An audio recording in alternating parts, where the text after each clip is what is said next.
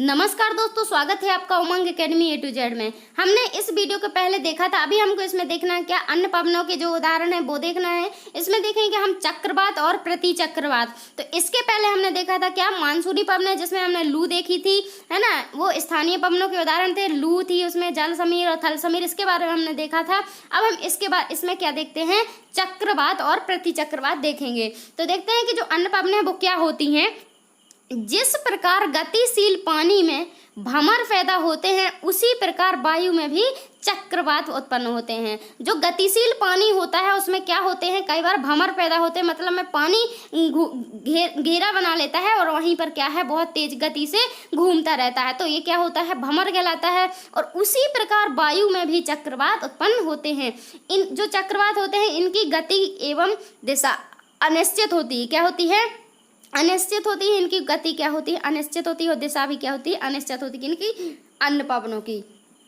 और अन्य पवनों में आता क्या है, चक्रवात और प्रति चक्रवात। तो अब यहाँ पर दूसरा दिया है कि ये कम समय के लिए चलते हैं, ये बहुत कम समय के लिए चलती हैं। ऐसा नहीं है कि 6 महीने, साल भर या फिर लगातार पूरी वर्ष भर चलती रहें, ऐसा बिल्कुल नहीं है। ये बहुत कम समय के लिए आते हैं और बहुत जल्दी ही क्या है, समाप्त हो जाते हैं, है ना। और इन्हें परिवर्तनशील पवन भी कहा जाता है। अब इनको परिवर्तनशील क्यों कहा जाता है, क्योंकि बहुत कम समय के लिए आते हैं और परिवर्तन करके फिर से अपने ज्यों के त्यों हो जाते हैं, इसलिए इनको क्या कहा जाता है, अन्य पवनों को परिवर्तनशील पवन भी कहा जाता है। अब अन्य पवन कौन है, चक्रवात और प्रति चक्रवात, आपको पता ही होगा।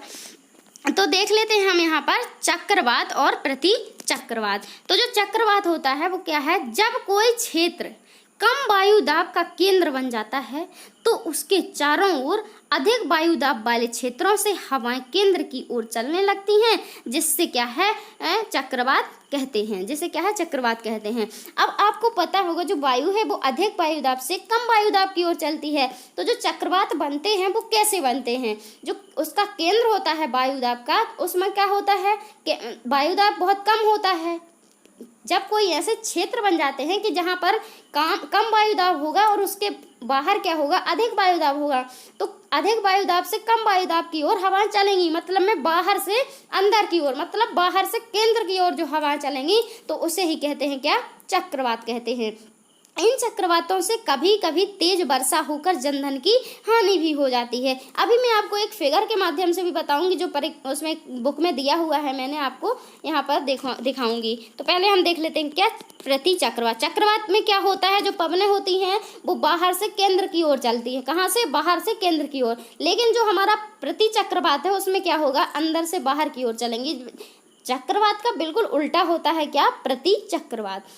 ये चक्रवात के विपरीत होती है, इनमें केंद्र का वायु दाब उच्च। अब अभी आपने देखा कि जो चक्रवात है उसमें जो केंद्र का वायु दाब है वो क्या होता है, निम्न होता है, लेकिन इसमें क्या होता है, उच्च होता है।